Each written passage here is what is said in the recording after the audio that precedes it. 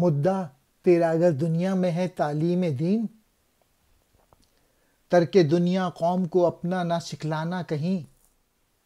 واہ نہ کرنا فرقہ بندی کے لیے اپنی زباں، چھپ کے ہے بیٹھا ہوا ہنگامہ محشر یہاں،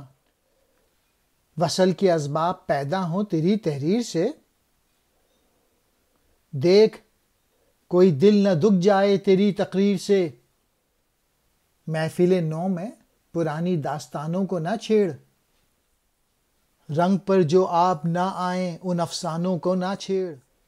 سر سید احمد خان کی روح کہہ رہی ہے، اے لوگوں،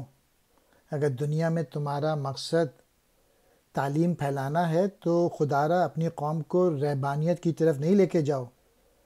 یعنی دنیا کو ترک کرنے کا سبق نہ دو۔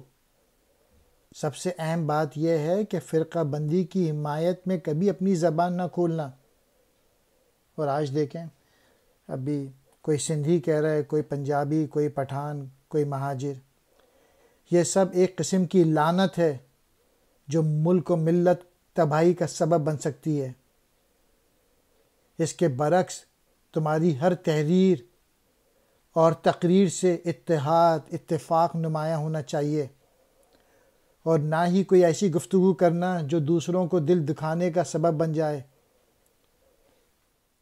مزید یہ کہ اس ترقی پذیر معاشرے میں ماضی کی روایات کو دہرانا درست نہیں ہے، یہ ایک قسم کا افسانہ ہوگا، اس سے کوئی مثبت نتیجہ نہیں نکلے گا۔ یعنی ماضی میں رہنے کی ضرورت نہیں ہے، مستقبل کی طرف کوششیں کرو، عمل کرو، جد و جہد کرو، اسٹرگل کرو۔